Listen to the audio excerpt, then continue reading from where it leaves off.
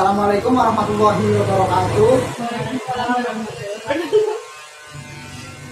Oke, sebelum kita mulai pelajaran pada pagi hari ini, salah satu silakan pimpin doa. Sukma. Untuk mengawali pembelajaran hari ini, kita berdoa terlebih dahulu. Sudah mulai. Sudah selesai. Selamat pagi semuanya. Pagi, Pak. Bagaimana kabarnya hari ini? Baik. Alhamdulillah baik ya. Apakah sudah siap untuk belajar hari ini? Ya. Oke. Sebelum kita belajar, Bapak ingin kalian untuk fokus terlebih dahulu ya. Jadi kita akan ice breaking. Kalian nanti kita akan bermain game Bapak ingin.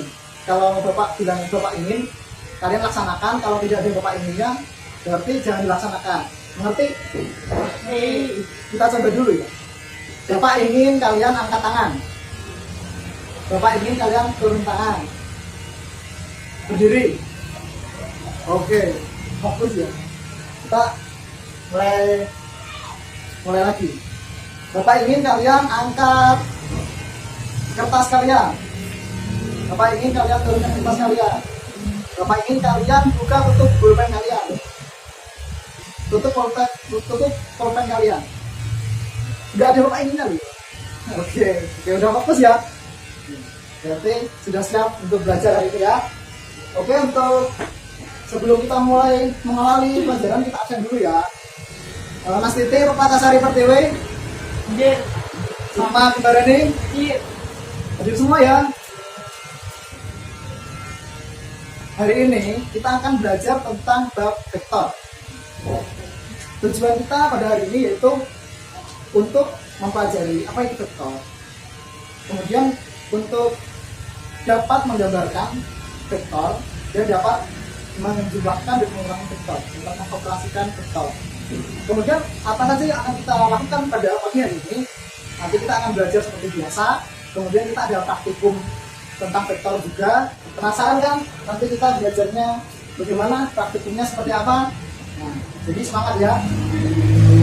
Sebelum kita mulai nih, dari kalian sudah belajar kan? Sudah belum? Sudah ya? Bapak tes ya. Apa itu vektor? Siapa yang mau jawab ini? Angkat tangan dulu ya. Apa itu vektor? Oh iya, Sukma. Besaran vektor adalah suatu besaran yang mempunyai nilai dan arah. Good. Betul sekali ya. Vektor adalah suatu besaran yang memiliki nilai dan arah. Contohnya apa saja? Siapa yang mau jawab? Oh iya, Mas Titi. Contohnya gaya, tekanan, kecepatan, momentum. Betul sekali ya, dan sebagainya. Masih ada lagi, tapi ya masih banyak lagi ya. Jadi pokoknya besaran yang memiliki nilai dan arah itu termasuk besaran vektor. Nah, sekarang kita lanjutkan ke menggambar vektor.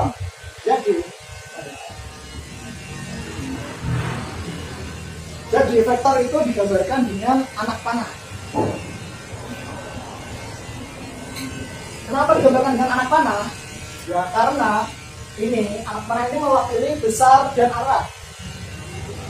Panjang panahnya ini adalah besarnya dan ujungnya ini adalah menandakan arahnya, dan simbol dari besaran dari vektor adalah seperti ini ya. Ini disebut vektor A. Jadi penulisan vektor jangan sampai kalian lupa, harus ada panah di atasnya. Itu menandakan itu adalah vektor ya. Ini vektor A. Oke, setelah tahu dasar gambarnya, sekarang kita mulai ke metode penjumlahan dan pengurangannya. Ada 3 metode yang akan kita pelajari pada pagi hari ini. Yang pertama yaitu metode poligon.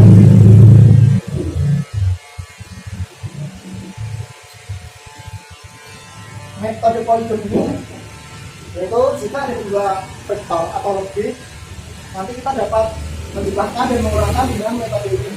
Metode poligon disebutkan metode grafis ya. Jadi contohnya ada 2 buah vektor A dan vektor B.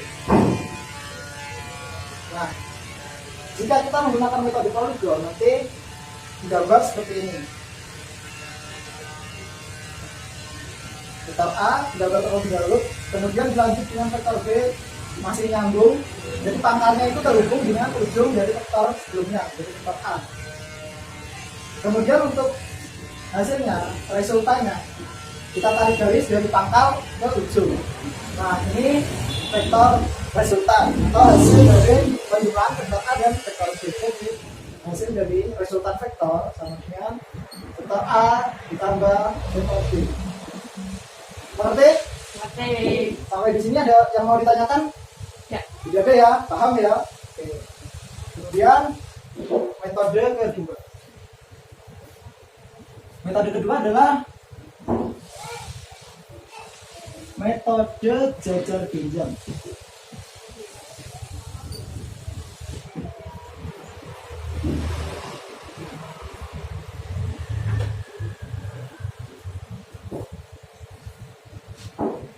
Metode jajar genjang. Metode jajar genjang ini berbeda dari metode poligon. Kalau metode poligon dia langsung lanjut terus, metode jajar genjang itu pangkal bertemu dengan pangkal. Jadi kita pakai contoh ini lagi ya. Kita pakai contoh ini lagi sama. Jadi metode jajar genjang pertama ingat digambar terlebih dahulu. Jadi kita akan belajar menggambar. Ini vektor A, kemudian ini vektor B. Ya sama ya, A arah sana, B sana, tapi di sini dia meneruskan, di sini dia saling beri pangkal. Kemudian kita tarik garis dari titik A sejajar dengan garis B. Kemudian dari titik B, dari ujung B, ini kita tarik garis sejajar dengan garis A. Kemudian kita tarik resultannya ini. Nah, ini resultannya. Kemudian berapa nilai resultan ini? Ini bisa ditentukan dengan rumus resultan sama dengan akar A kuadrat ditambah B kuadrat ditambah 2AB cos alfa. Nah, alfanya mana ini? Alfa. Ini seperti ini. Oke.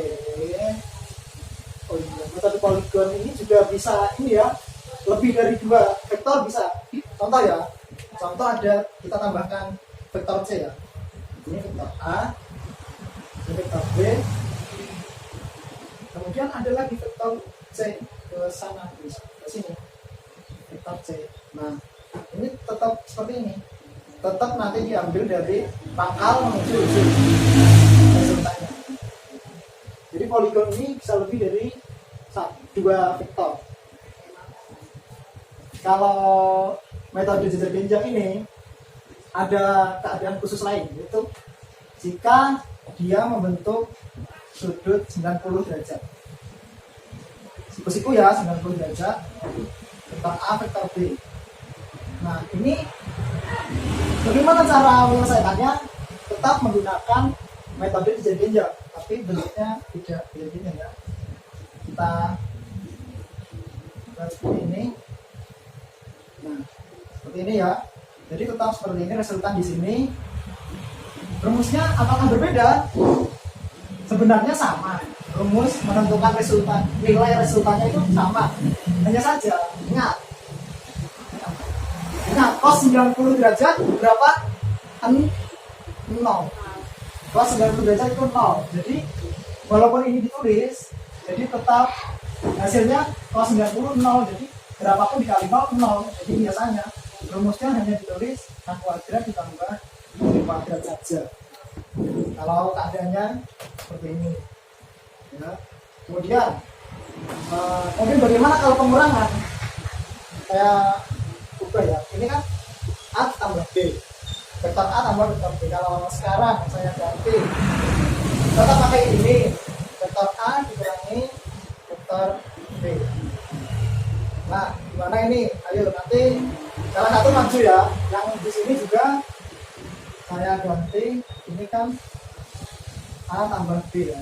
Vektor A tambah vektor B. Sekarang vektor A dikurangi vektor B.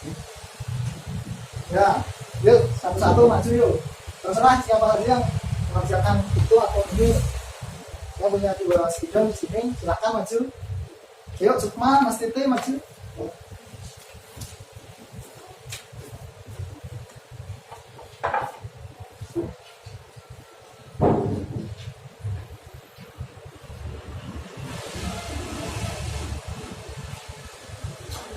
Salah nggak apa-apa, nggak usah takut.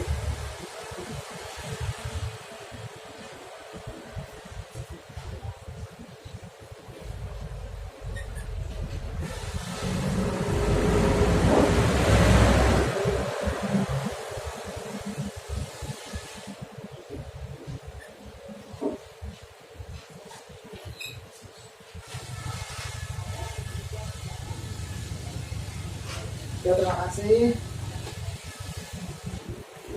Terima kasih. Oke, semuanya betul ya. Tepuk tangan buat semuanya. Jadi vektor B karena tadi plus arahnya ke kanan, sekarang menjadi minus, jadi kebalikannya. Jadi arahnya jadi ke kiri.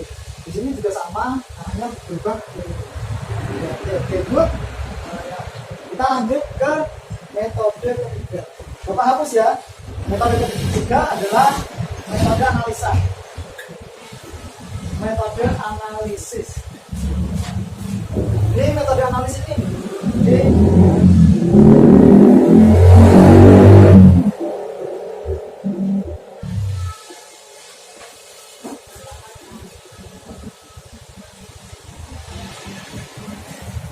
kita gambar kartesian gitu.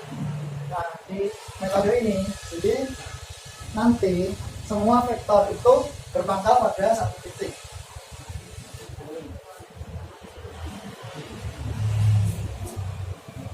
Vektor A, vektor B, vektor C. Kemudian nanti kita tarik.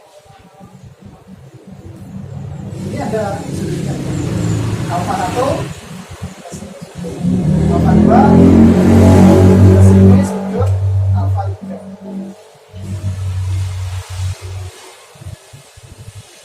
Dari sini bisa mengikuti ya, jangan ngantuk ya. Kemudian kita akan mengurai terlebih dahulu dari satu vektor, vektor A. Kita urai, ini kan kartesian X, ini Y. Jadi nanti setiap vektor punya dua komponen, komponen X dan komponen Y. Di sini nanti dia ada A cos ini AE. Kemudian yang di sini ini adalah AY. Kita ada panjangkan dia nggak tumpuk. Terus yang di sini BY. Kita tarik. Ini adalah BE.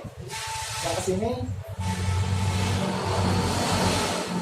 CX. Kemudian yang ke sini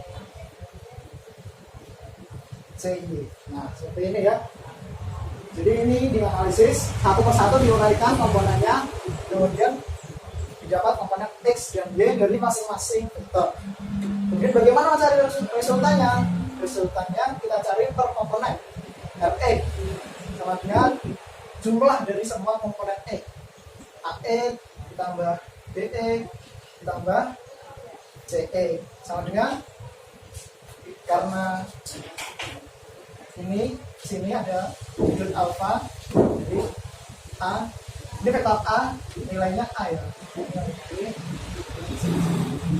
jadi A cos alfa 1 ditambah BE B cos alfa 2 ditambah C CE C cos alfa 3. Paham ya sampai sini ya? Nanti kalau Bapak kecepatan, kalian bilang saja ya. Kalau belum paham, nanti Bapak ulangi sampai kalian paham.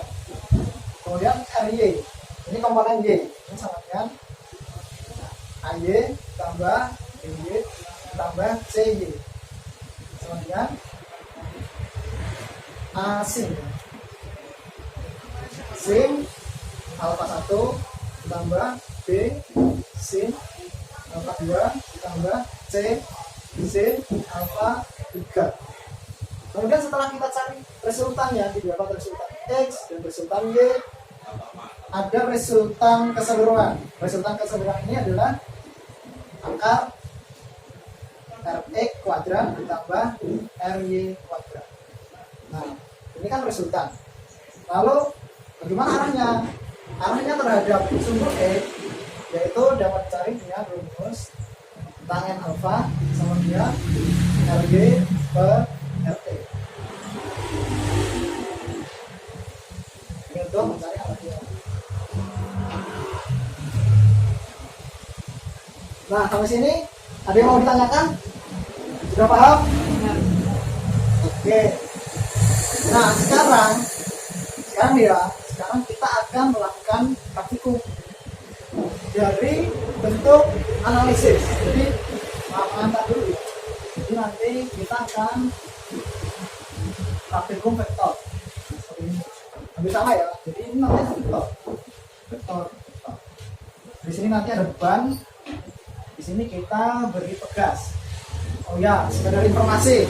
Jadi pegas nanti kita ganti dengan bilang karet ya. Bilang karet. Nah, pegas. Jadi nanti kita akan coba lihat sesuai teorinya, ya, sesuai teorinya. Ini resultan di atas ini. Nanti sama dengan bagaimana nanti hubungan dari beban dan resultan ini, dan bagaimana sudutnya, hubungan dari sudutnya juga. Nah, nanti kita akan praktikum tentang itu. Kalian sudah buka itu lembar praktikumnya, coba dulu. Nah, itu ada langkah-langkahnya ya. Nanti kalian praktikum mandiri. Bapak hanya melihat. Kalau dia mau ditanyakan, nanti tanyakan saja. Ini adalah alatnya. Silakan dirangkai.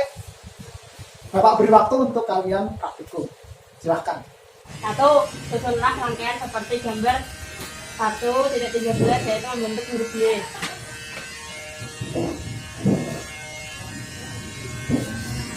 2. Berikan beban massa pada rangkaian dan lepaskan pelan-pelan. 3.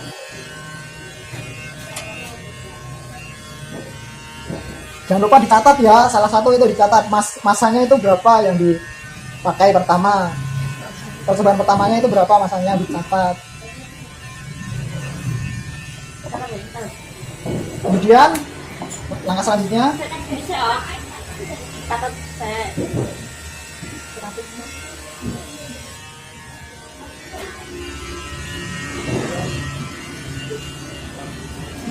Hitung.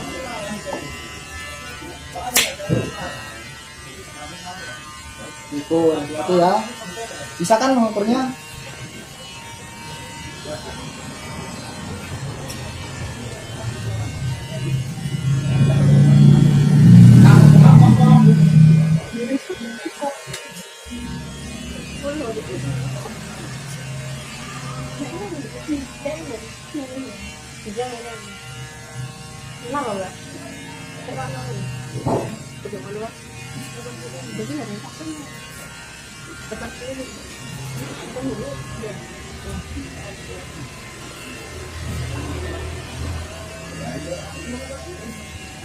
Kemudian berikan beban massa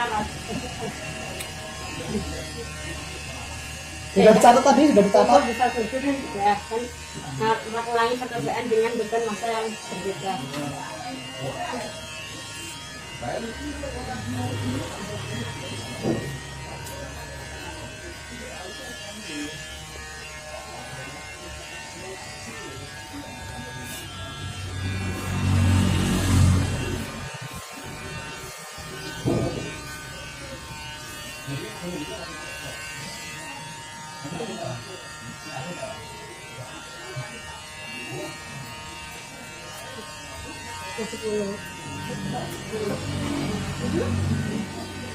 Gimana ya?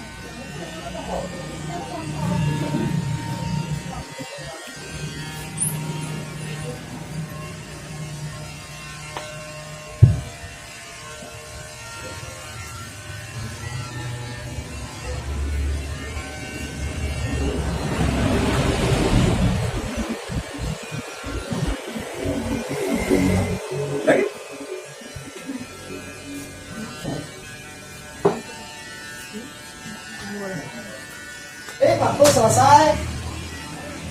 Oke, terima kasih praktikumnya.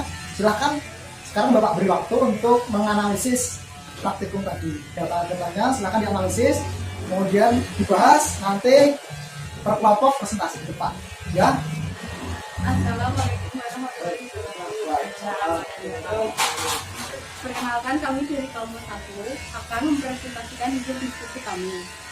Jadi analisis kami memperoleh hasil kedua semakin besar maka bukan semakin besar pula resultan dari sektor dalam bentuk kali tersebut. Hal ini sesuai dengan teori bahwa ketiga faktor ini saling berkaitan dengan resultan vektor yang mengarah ke atas dan atau sama dengan yang mengarah ke bawah. Yang kedua yaitu hubungan antara sudut yang terbentuk pada vektor tali atau vektor yang mengarah ke atas. Didapat hasil bahwa pada kasus atau percobaan ini semakin kecil sudutnya maka resultan vektornya semakin besar. Oke, good. Terima kasih. Beri tepuk tangan semuanya. Terima kasih nomor 1, silakan duduk kembali. Oke, jadi hari ini kita sudah praktikum, kita sudah belajar vektor dan pengoperasiannya.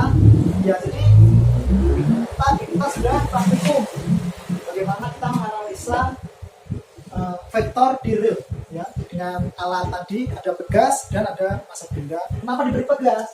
Karena supaya ada gaya yang bekerja pada tali ini ya, atas, vektor yang mengarah ke atas, dan beban vektor yang mengarah ke bawah, seperti itu. Jadi resultannya sudah dicari, bagus, semuanya sudah diatur dengan baik. Kemudian untuk latihannya, tadi kan kita sudah belajar mengoperasikan vektor ya, dengan berbagai metode. Nanti di situ ada soal dikerjakan di rumah. Jangan lupa pertemuan berikutnya nanti kita bahas ya. Nggak banyak soalnya.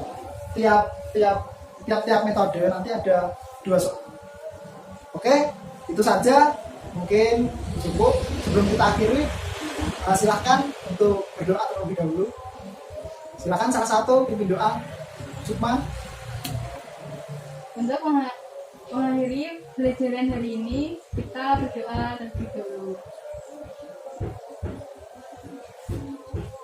Sudah selesai. Terima kasih, cukup sekian. Maaf bila Bapak ada salah kata. Wassalamualaikum warahmatullahi wabarakatuh. Waalaikumsalam warahmatullahi wabarakatuh.